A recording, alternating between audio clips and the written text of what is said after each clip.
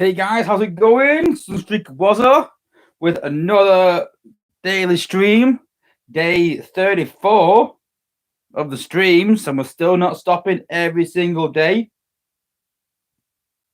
So we're doing a stream every day, we're doing giveaways every day, answering questions every day, everything Transformers Earth Wars related. Destroyer, how's it going, brother? Celestial Prime, welcome to the stream. How's it going? So we've got a few subjects today I want to talk about. I'm just going to copy the links out, a few charts.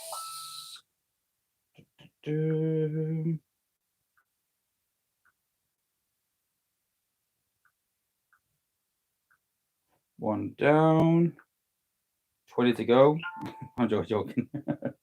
Definitely not 20.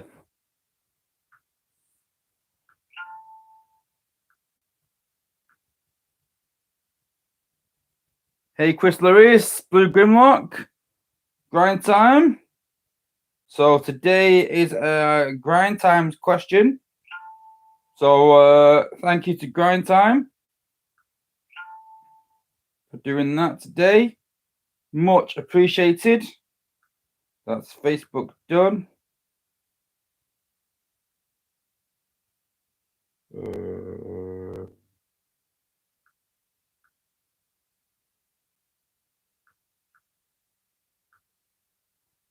Just a couple online. Hey, Silbo, how's it going?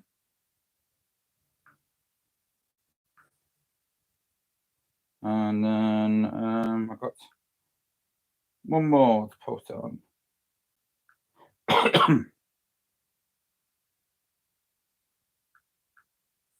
And there we go.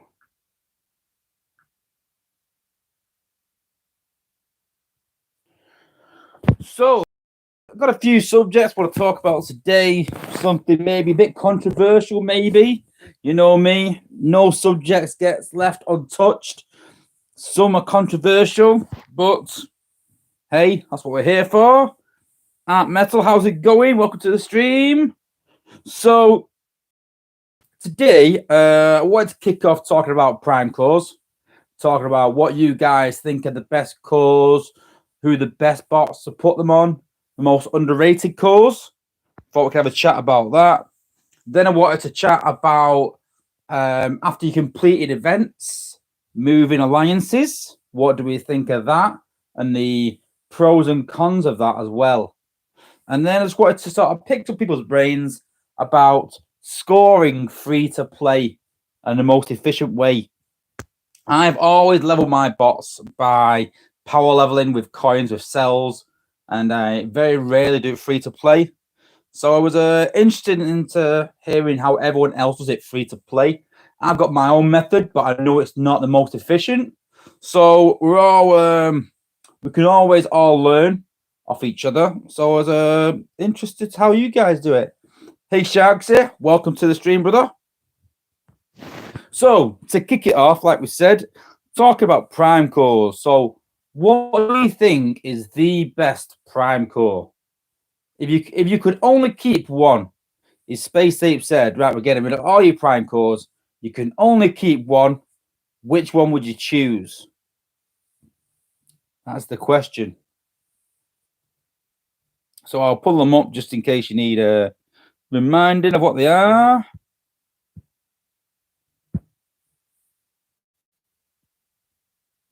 Grandtime Megatronus, Amalgamus, Destroyer says. See, it's interesting. It's interesting how everyone else has different opinions. See, for me, it'd be Alpha Trion. Maybe Micronus. But yeah, Alpha Trion for me, I reckon. Yeah. Micronus or Silver Ball. Interesting. It's interesting how everyone else has got different ideas on the best Prime. See, Amalgamus close second. I don't know. Alchemist is all right. I'd say that Alpha Trion for me. Then maybe, well, for me, top three would be Alpha Trion, Micronus, and Quintus. They'd be my top three. Hence why they're pretty much the three I've most leveled the most. I got Quintus the other day, so yeah. Yeah, Quintus is awesome. It really is. The more I'm using it, but I need to get some more health on them somehow. But yeah, it's interesting though.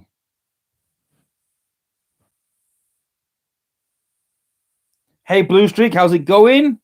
Yeah, I use Quintus. I've wanted Quintus for a long time because, as you can imagine, Saber and Goldfire do a lot of damage, destroy a lot of buildings, and so you get a lot of sharks. So it's a lot of distraction. So that's the sort of the aim, really. Getting Megatronus to level 20.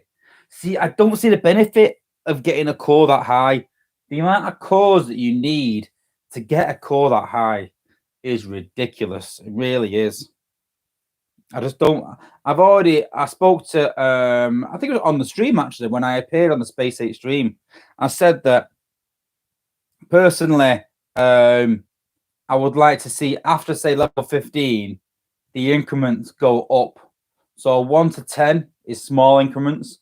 10 to 15, probably what it is now.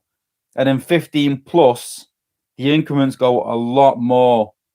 So at the minute, say Megatronus goes up by 1%. I'd like to see personally maybe 3% even after level 15. So 3% for level. And it sort of spurs you on to level them. Because I'll show you, I'll give you a little sneak preview. I am a hoarder. I'm a hoarder of crystals. I'm a hoarder of cores. And it looks there that I haven't got a lot of cores left.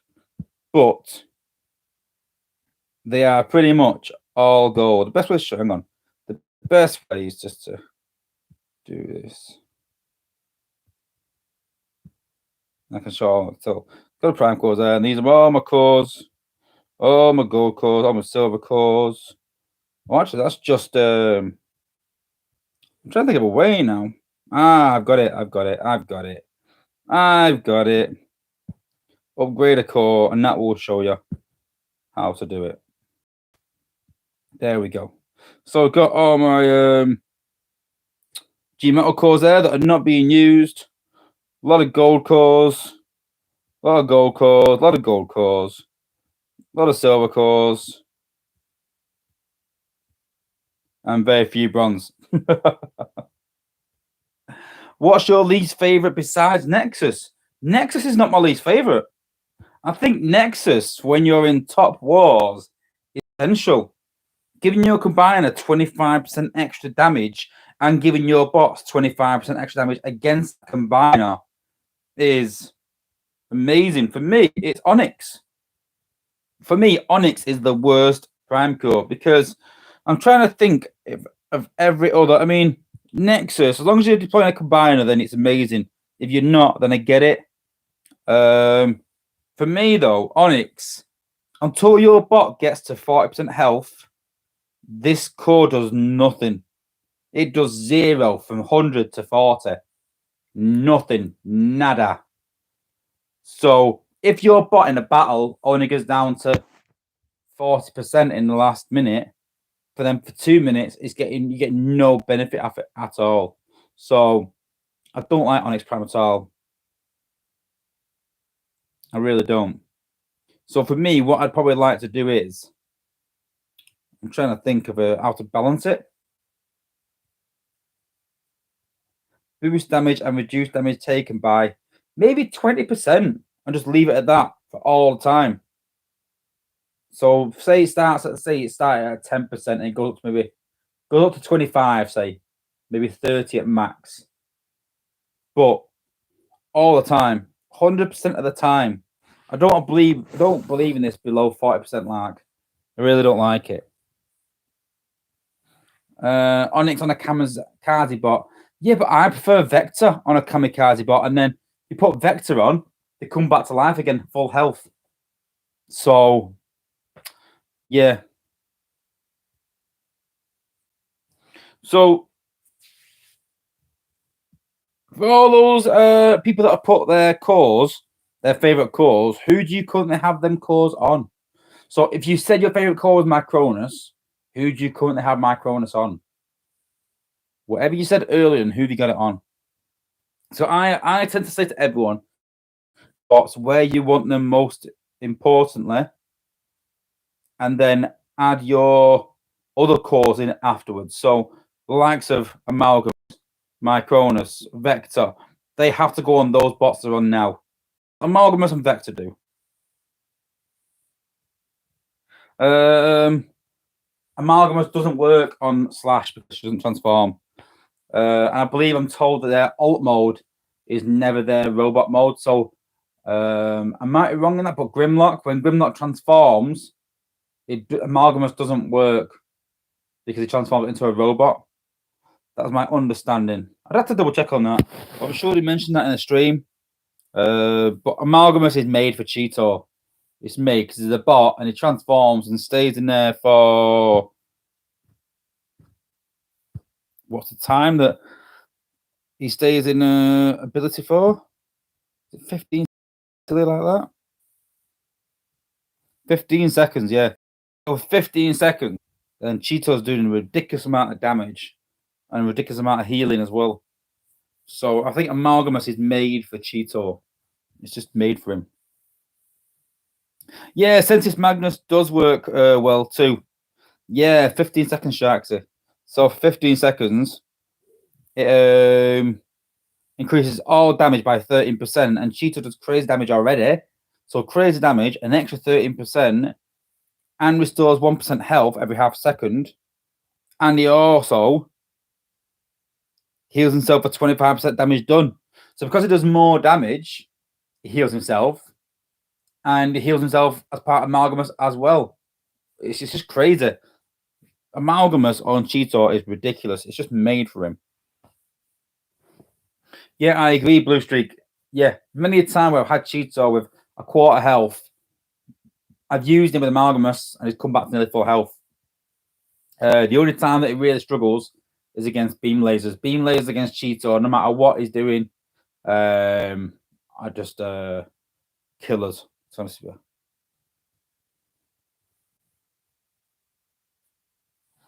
Yeah, but again, you know, level 20 for all them cores, I think that to level up that level 20, all my G metal cores, all these gold cores, just to give me an idea.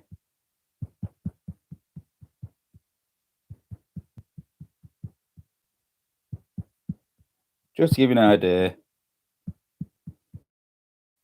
So look, every single gold core and silver core and G metal core that I have only gets it to level 19.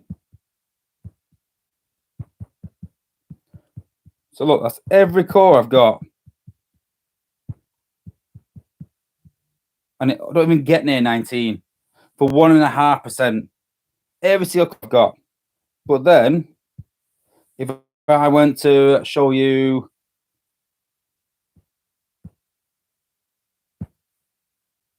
so if I try and upgrade Onyx, so all those get it up by pretty much 4 levels and give me 3%. So you know, as the levels go up, I think past level 15, 16 maybe, I don't think there's any reason to level them up that far. Well, there is, but I just don't think the benefit of it is not that good. The only way that I'll be using them cores is if Space Ape do change the way you could upgrade cores. And also, if there is a 13th Prime core coming out, like we talked about yesterday on China, then I'm saving my cores. So I'm saving my Prime core chips.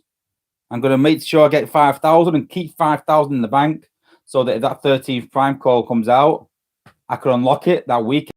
They'll probably do a Prime core event as well, shard event. So, yep, I will get that weekend. Might as well play these while we're here. So, like I said, I do hold quite a bit. Oops. Because what you got to remember is, as the game progresses, things will get more value. That's generally how these games work. Think about what you got in crystals 2 years ago. I'm not saying hold on for 2 years. That's just crazy.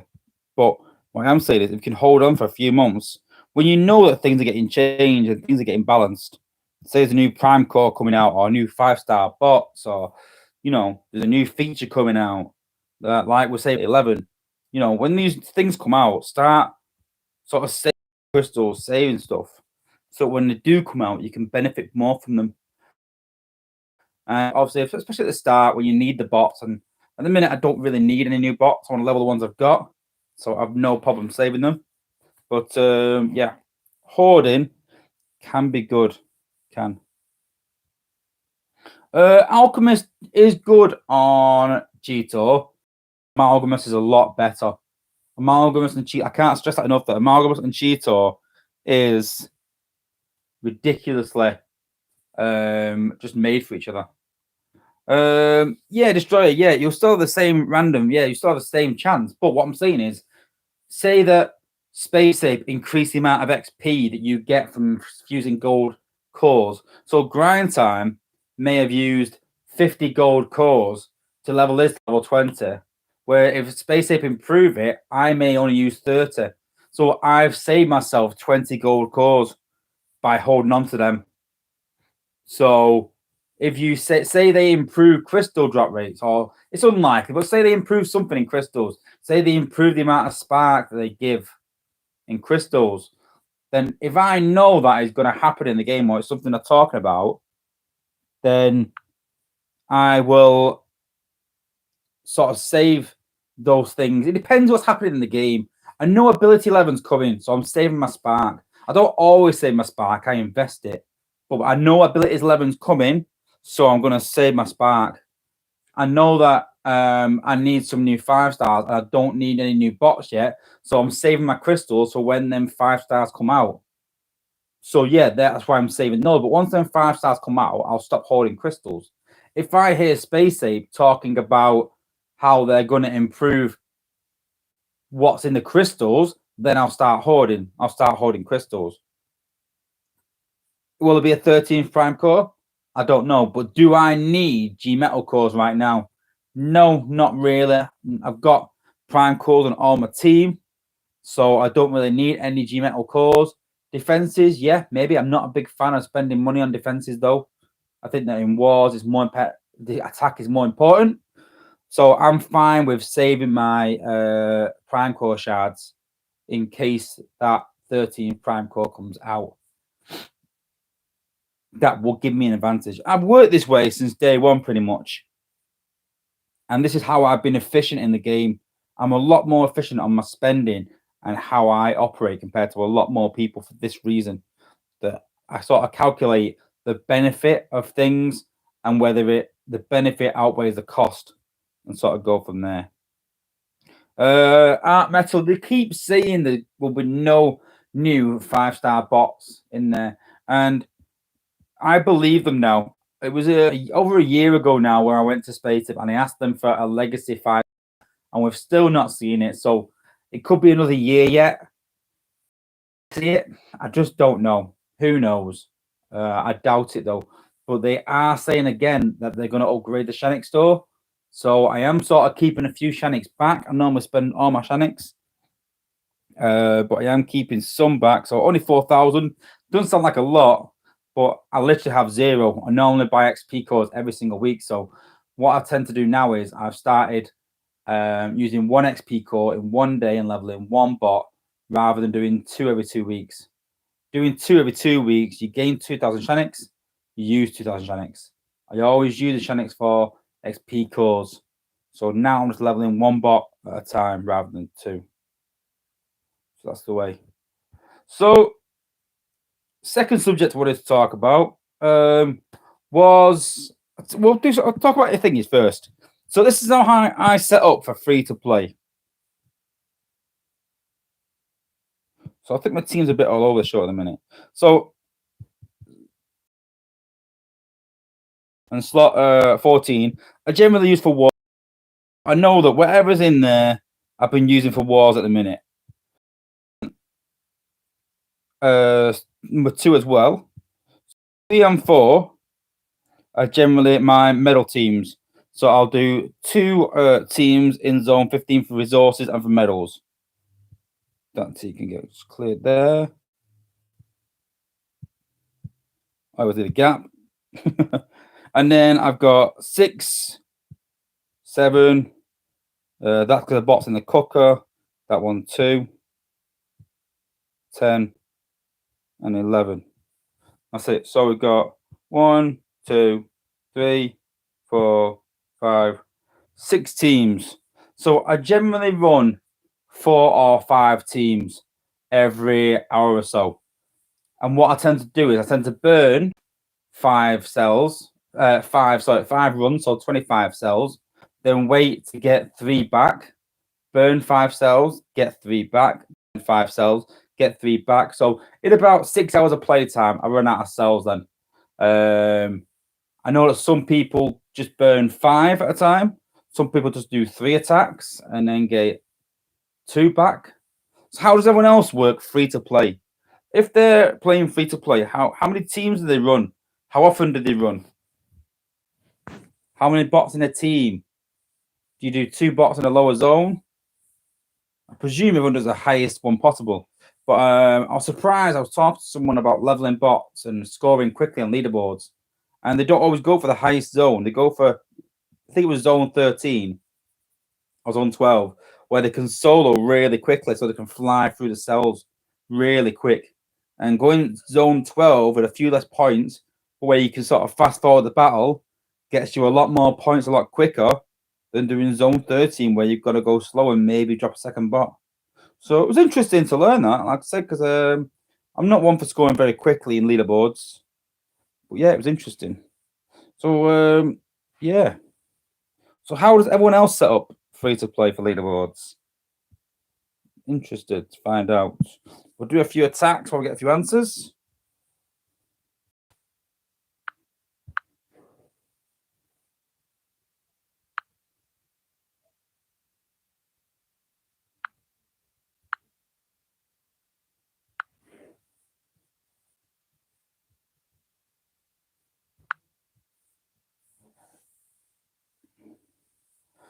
Three squads, zone 11. But what's your cooldown time though, Blue Grimlock? What's your cool time down? See, most of my bots are an hour now. We generally have an hour on bots.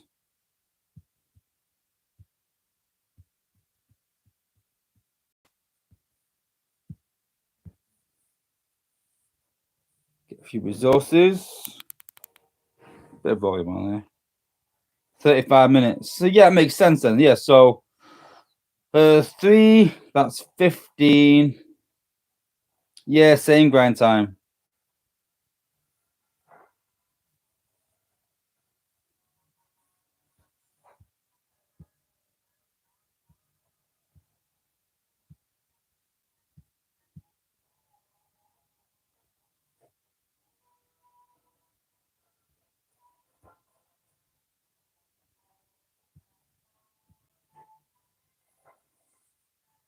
So 3, lots of cells, that's 4 minutes a cell, 20, 40. That's an yeah. I'm trying to work out what's one of the most efficient.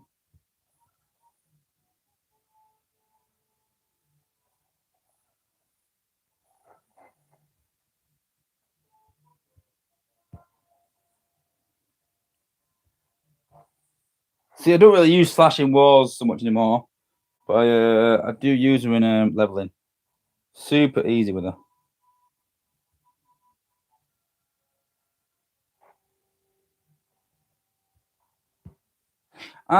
Blue Grimlock. So you level 1 bot.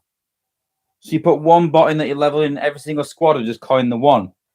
Interesting, yeah. 25k, decent. That's a good score.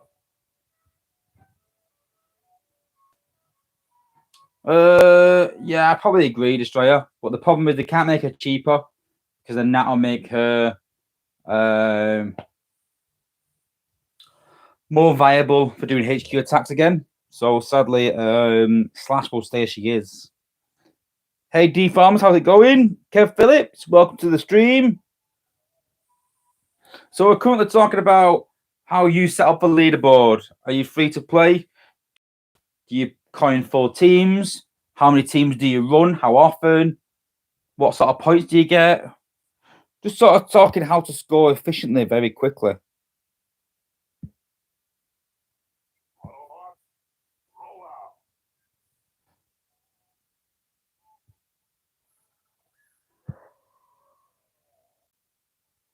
Zone 14 again.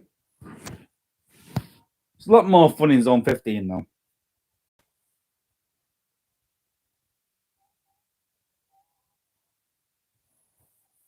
Seem to get about 400k every single battle in Zone 14. It's not great. So Kev Phillips says he coins 2 or 3 bots in pairs. Yeah, so you mean you coin the same bots over and over, basically just power leveling? Do you mean that you run like say 5 teams to the first one where it's got a bit of a cooldown? I know some people do that. So they have like teams of 3, like 5 teams, 6 teams, and then by the time they get to the first one again, it's quite cheap to coin. So the same ones over and over, Kev Phillips. Right, okay, yeah. So general power leveling, and yeah, just general power leveling that.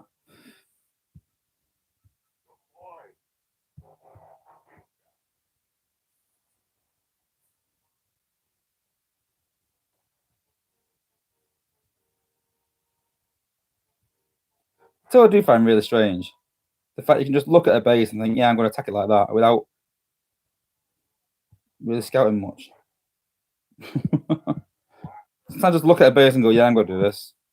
It's not always right, but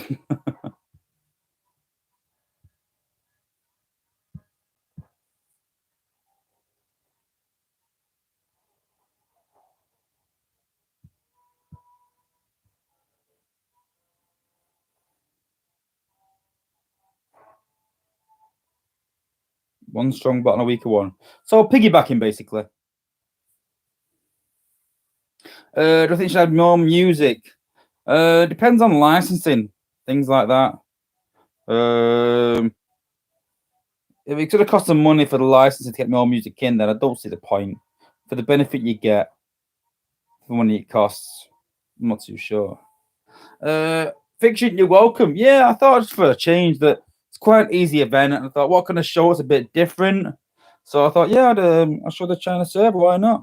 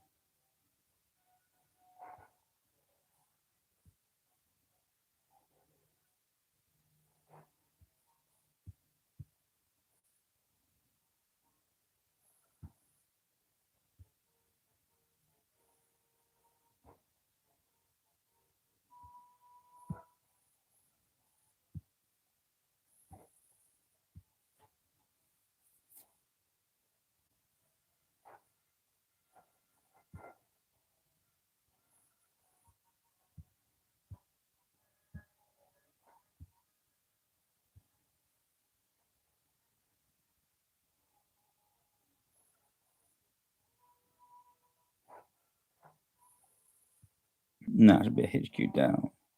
Cool. Linkin Park. I doubt they'll put Linkin Park in the game. I really doubt they will. Spider Lady. Yeah, CHEETOR is an amazing bot. And Blaster. I honestly, if you've not seen my 5-star video yet, I rank Blaster one of the best 5-stars in the game.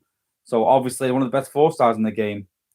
Personally, I think the best 4-star is probably Star Saber. But because you've got 5-star Lita and Goldfire and Blaster, then I think they are better bots maybe on the whole. Laser Optimus. Laser Optimus is a hard one, basically. He needs improving. His ability is awful.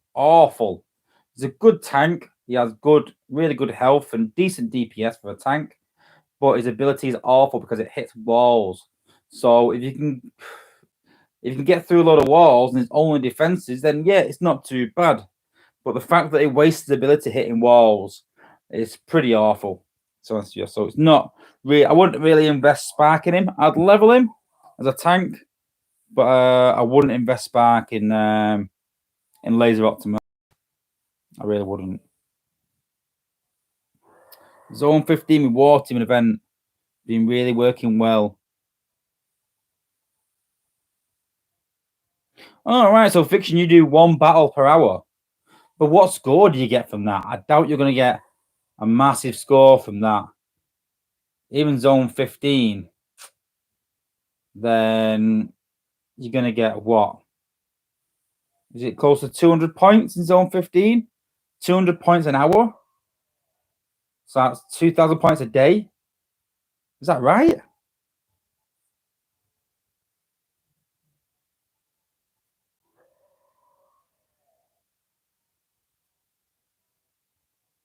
All right, so you do War Team, and then you do some solos in between. All right, yeah, that's a decent idea. Decent idea.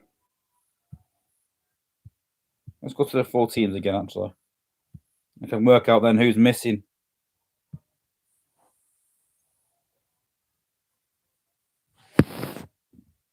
Yes, that's not a bad idea, actually. Yeah, but do you not think that's inconsistent? Because in Zone 15, if you come up against a PsyOps base, then you could really struggle with that combine. I mean, I was talking to a Thunderbot who appeared in the stream the first week, and I attacked him without a combiner, one of my leveling teams, and I lost. It's rare that I lose with those battle teams, unless I'm facing a decent base. And yeah, I did lose to him with I split my war team in two, so 2/3 the power I normally have. It's probably about 20k team, probably that.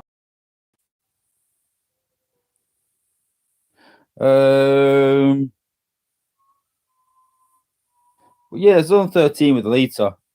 Yeah, definitely. Okay, let's have a think about this a minute.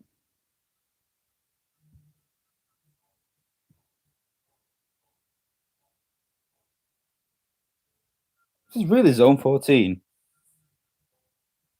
Oh, yeah, I suppose so, yeah. Okay. Okay. Let's choose a cheap option. Ironhide. Let's pop the outpost.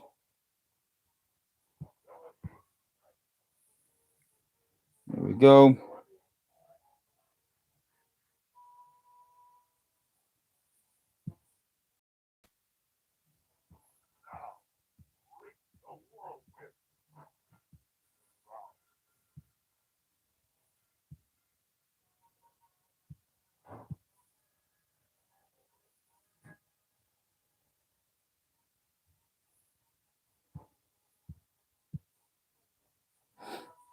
Put one of his prime down, put them in overtime. Give him a bit of healing.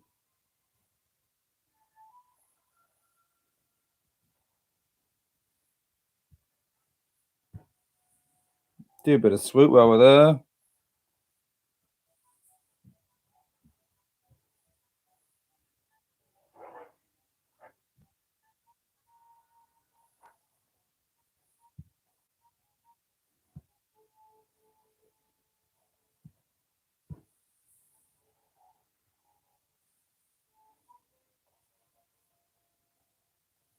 Not a big fan of Dinobot because of this reason.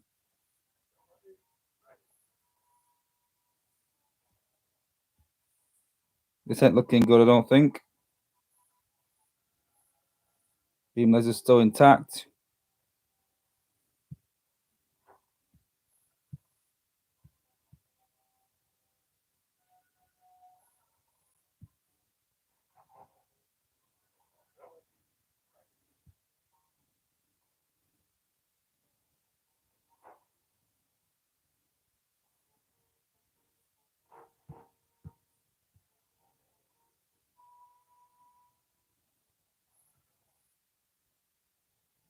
Yeah, we failed this one.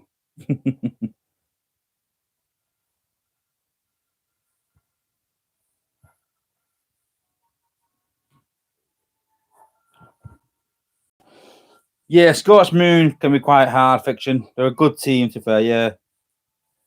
So, Paul Taylor, 5 teams, zone 13. Then wait 1 hour and come back and do the same.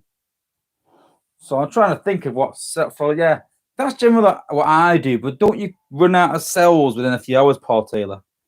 Because what's that? You're using, so 25 cells, and then in an hour, so you gain 15 back. So you lose 10 cells every hour.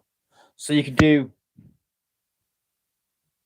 what, 5 or 6 hours before, and then you've got a 3-hour wait then. So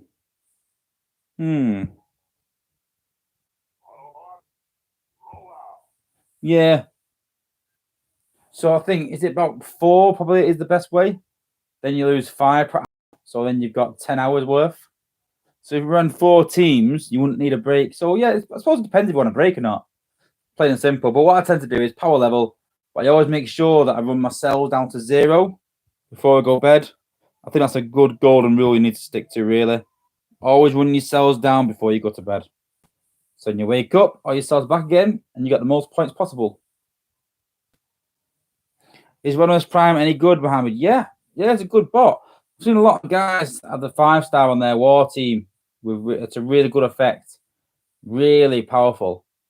I'd like Rodimus Prime, but I wouldn't like Warpath. I've got enough gunners, especially with Flak now. I wouldn't want RC. So, yeah. Set your alarm. Well, there's people out there that do. I know that for fact, yeah.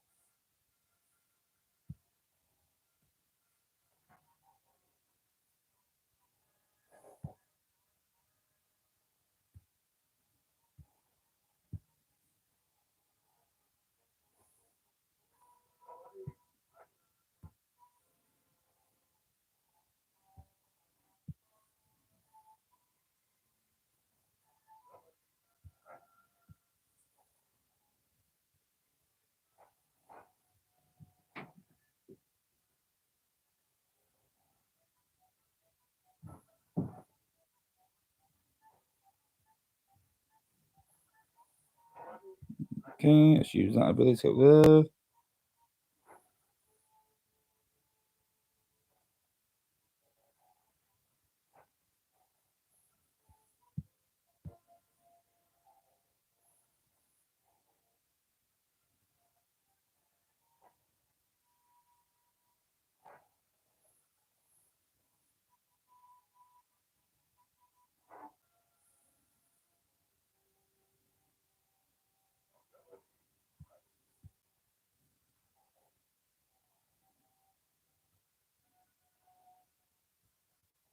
Should get the HQ down now.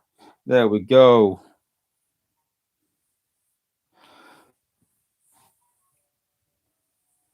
4-star Multi-Master. Yes, Destroyer. Really, really good bot. Yeah, I agree, Fiction, that Warpath is good, but it just doesn't suit my team. I need a lot of low-cost bots for my team. But yeah, 5-star Elita and Saber in the same team. Well, I have 4-star Elita and Saber in the same team. So again, really good effect. I'm missing my Elita, actually. I thought I could do without her. And I really am missing her. Can't wait to start the cooker next week.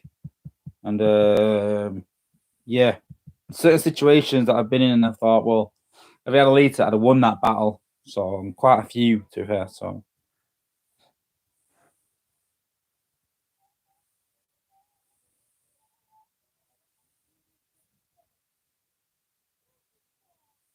is it possible to beat a max H17 with a 4-star team without combining?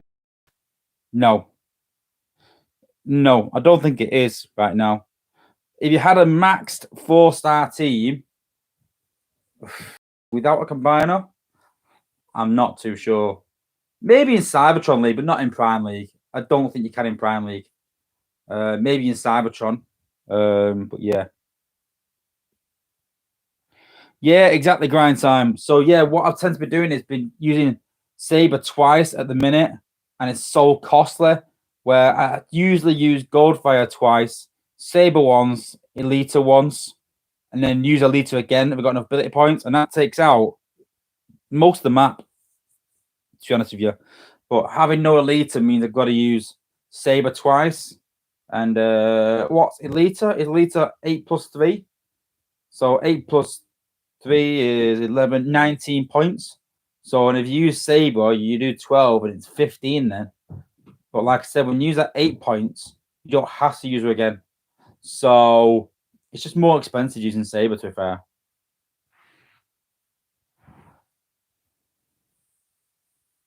Yeah, Mohammed, it's different in raids though. It's really different. So let's have a look what bots we got missing. So Elita's one. We won't run one team with Elita, but I'm trying to think which one's which. I think Elita's that team, I think. Oh, CHEETOR's missing.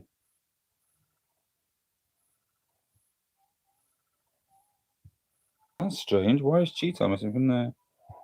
Oh no, he's in there, that's why. He's in there already.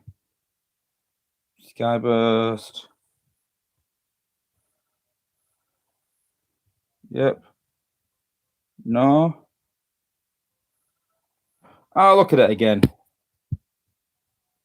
So the last thing I want to talk about, and it's quite a touchy subject. So I'm sure everyone realizes that in families, you finish your event and then you drop down to help your other alliances. That's generally what happens. So, does everyone do that? Does everyone sort of finish the event and then drop down and help lower alliances out? Is that what everyone else does? I did that for a long time. But what I found was that the bigger the family got, there would be. So we have like about 40 alliances. So what tends to happen is all the top guys, when they finish and go to the lower alliances, at first it's really easy to go and find someone to help. But as more alliances finish the event, you have more and more and more people trying to find alliances to drop down into. And sometimes you can be sat there for like hours waiting for a spot. Some don't set it to open, some set it to open, but they're full. And I just think it's a nightmare. So what we tend to do is we have a choice, really. Some of us go and do a war, and some of us go and help alliances. And it depends. If you're looking for XP and you want to go and help people, then yeah, you've got cells to burn, then yeah. If you've done your leveling already, then I tend to just go on war.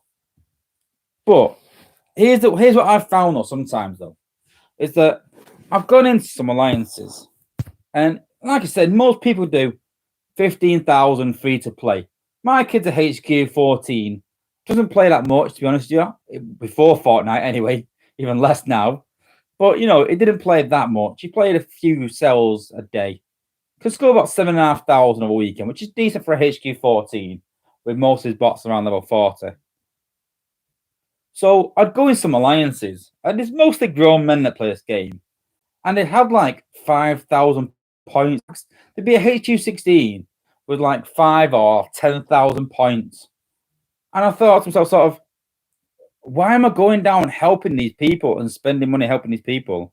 Because sometimes I'd buy extra bundles to go and help them, and I thought, why am I helping these people when they can't even be bothered to put themselves? Why am I going down to help them? Now, the alliances that are putting up points, and you can see that they are, fair enough. Yeah, I'd go and help them all day, every day. But it can be quite annoying when you go into an alliance to help and they've got like 3,000 points and they're in the family chat asking for help, saying, please, someone help us, and you've got 5,000 points. If you really wanted the rewards, then surely you'd put more points up yourself as well. It's just a bugbear. I know it's not the best attitude. No, we can probably say like, you know, but yeah, exactly, Kev Phillips. You go in there on a Sunday and someone's done like 20 attacks all weekend, and I just think, you know, why are we helping these people? Those that are, you know, grinding it out. You know, if everyone's got over like 10,000 points, then fair enough. You know, but most people are HQ 16 there and thereabouts in the top alliances or medium alliances anyway. I prefer to go and help the lower ones, but even then you can go in the lower ones. Because for me, if I go in a lower one, usually when my kid is, to be fair, I put my kid in the lower alliance, I go and help him. I just think if my 7-year-old, 8-year-old now can put up, say, 5,000 to 7,000 points, and I know that he's been to football and he's on YouTube and he's been watching films all weekend, he's been doing other things and not really playing that much. And even I put up some points from here and there. If he can get 5,000 to 7,000 points, and there's people there on less than that, and they're a higher HQ with higher bots, you know, it's just quite annoying, really. So what's everyone else's thinking on that? What's everyone else's point of view?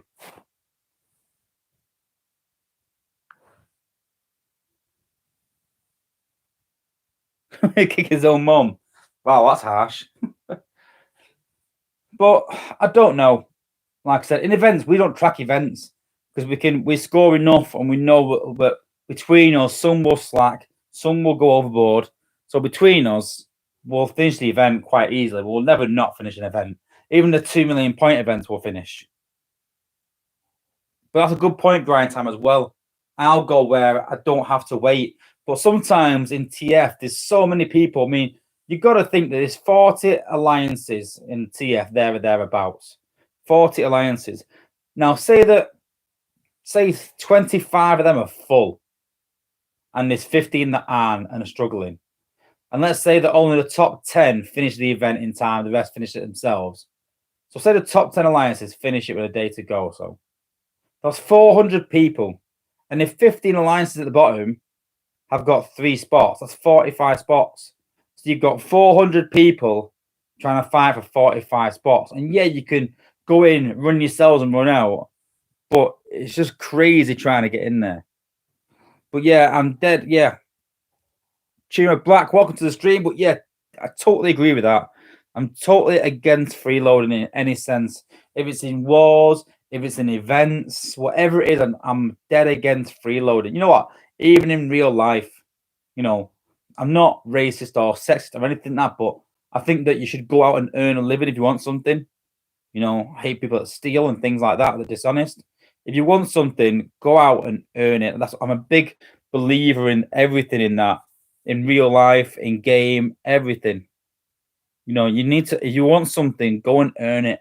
If you go and try and earn it and you fall short and want some help, fair enough. There's nothing wrong with asking for help, but you've got to try. Remy, I have, but again, for the points that I'm going to put up, it might not help, and I can go on war for pure selfish reasons and go and get more Zen, more resources, more Spark. You can get 1 to 2 wars in, so that's an extra what? What's the current Prime League prizes? So I can go and get another 90,000 Spark and 15,000 possibly. But yeah, you know. So do I sacrifice all that to go and help someone? Maybe.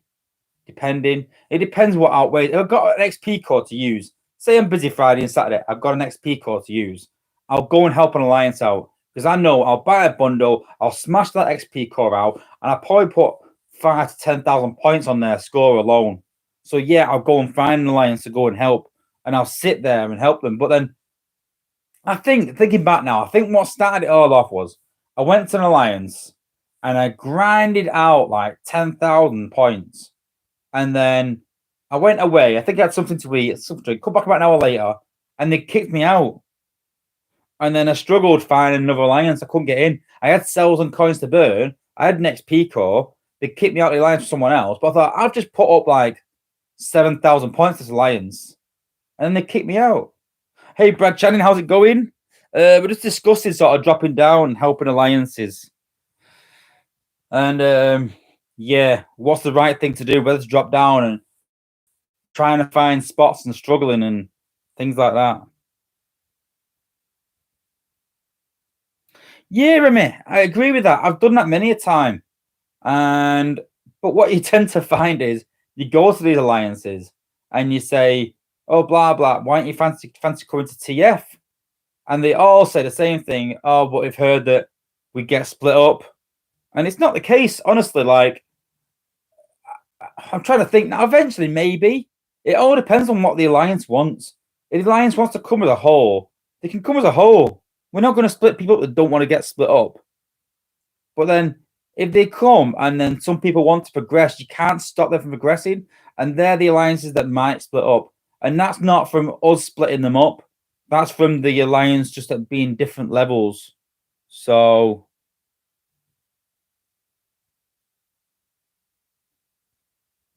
yeah, so Brad Channing's gone and helped Vector Prime. Fair play, yeah. But yeah, I was saying like a time where I dropped down and I put loads of points up and then got kicked. And I was pretty narky about it because I had more points to put up and they've kicked me out and I couldn't find a spot. So I went and joined a random alliance. So I thought I'm just going to war in future and just put my points up earlier on in the week, maybe. If I do have points up, then fair enough, I will find an alliance. But I tend to go and try and find higher up alliances now. So yeah, it is, Nick. It is one of the elite. It's the biggest family in the game. But there's a lot of yeah. Yeah, Blue Streak, I'm fine getting in. It's when you can't get in. That's when it really frustrates me. That's the key thing where I start getting annoyed. Yeah. Yeah, Brad, it's got bigger and bigger. It's huge now. Sharks, his chair just broke.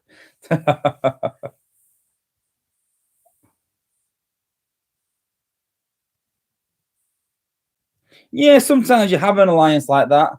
And then you invite them over.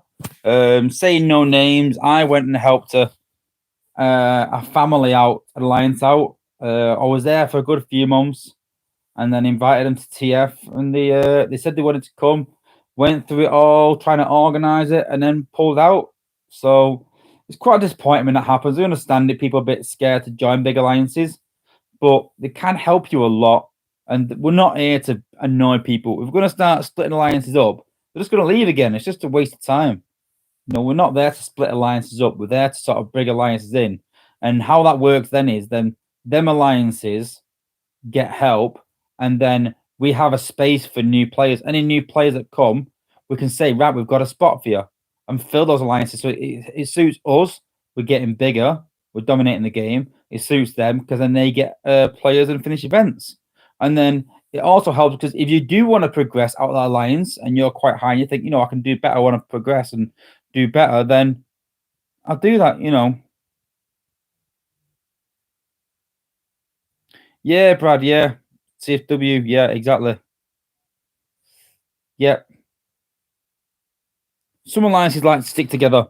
The op side of it is a bit different. The op side of it, you progress and you stay and get dropped depending on war scores. You'll see there's two lines to TF. There's TF ops and just TF. So the TF alliances, just standalone alliances, they don't get touched. It is their choice who they want to stay in or move or whatever. And they're pretty much left to their own devices. We just help fill them. But the ops side of it is very much war focused. So we have sort of two sides. But yeah, interesting to pick people's brains. So not much gameplay today, but good chat. I like sort of picking people's brains and getting different points of views. Tomorrow we'll have a very touchy subject again, but that will. So if you want to tune in tomorrow, guys, we'll have a new subject, do a few raids, some resources, and a bit more chat. Yeah. So we're gonna do today's trivia, and today's trivia is by Grind Time. So Grind Time, when you are ready, if you want to put the question in the chat, and as always, I'll be doing random stabbies and picking out a winner. If you win, contact me online, Sunstreaker Wozza, and I will send you your prize.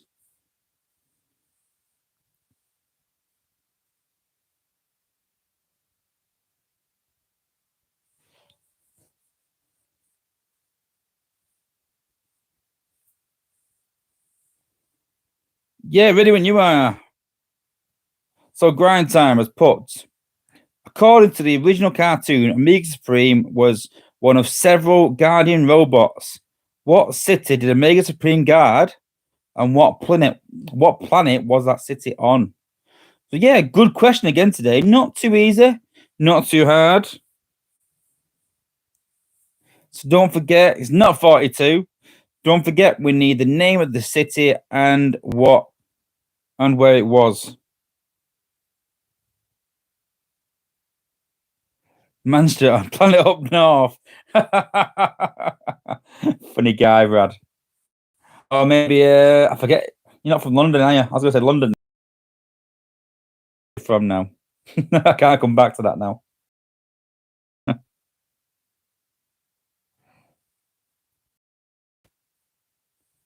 So we'll give it another minute or so.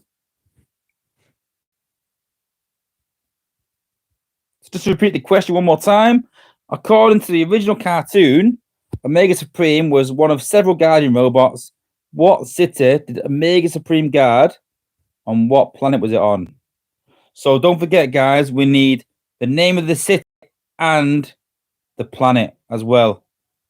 We need both answers if you want to win.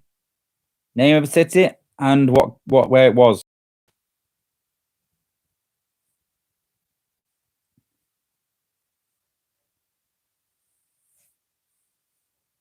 We'll give it another minute or so. So once the type stop, we'll do some random stabbies.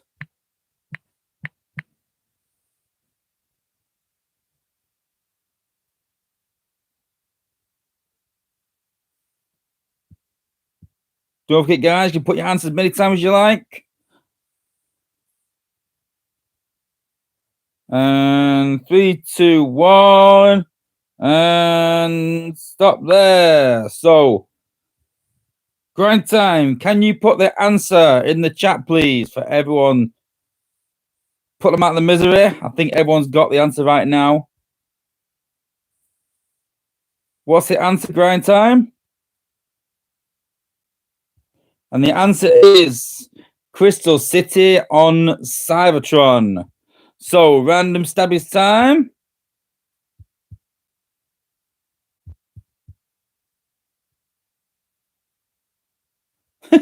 No, it's oh, West London. I've just picked out your West London comment, Brad. No, it's not Iacon. It's not Iacon. And the winner is Peter Greenland. Well, congratulations, Peter. Peter's a regular on the stream. Congratulations. You are the winner, brother. Yes, it's a fix. We know it's a fix before anyone says it. So, congratulations, Peter. If you message me online, we can forward you your code for 2,000 prems. And I'm trying to get Space 8 to improve the rewards for next month. So you never know. I'm trying to get it to 3,000. I think 3,000 would be a bit better. It's not too much of a stretch, but we'll see. But for now, it is still 2,000 shards. And hopefully I can get to 3,000. Fingers crossed.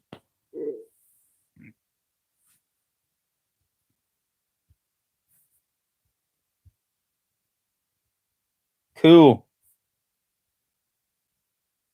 Yeah, fiction. I'll try. They're pretty perceptive. They're all right, Space 8. They're not too bad.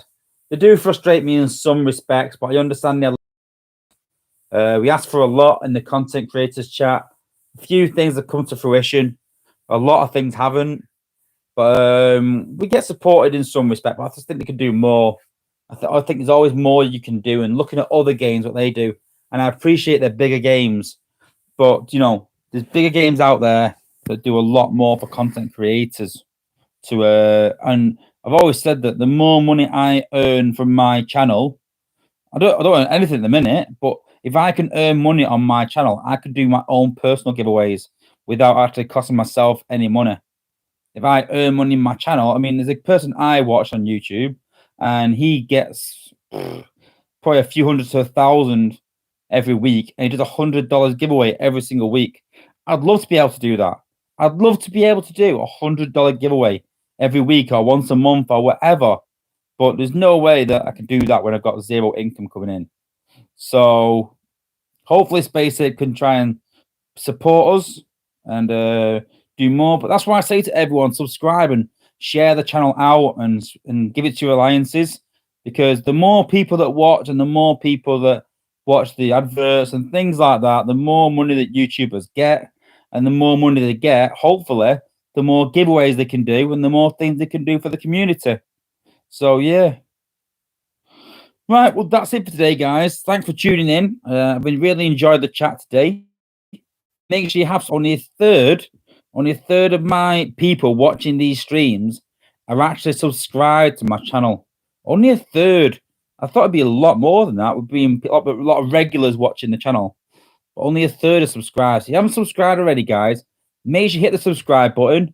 Make sure you hit the notification bell. And all that is just supporting your content creators and just getting notifications of new videos so you can come and watch them, join in streams, and be the first people to watch them. That's all it is, guys. Right, thanks for watching, guys. See you tomorrow if you're going to be there tomorrow. And for now, peace out.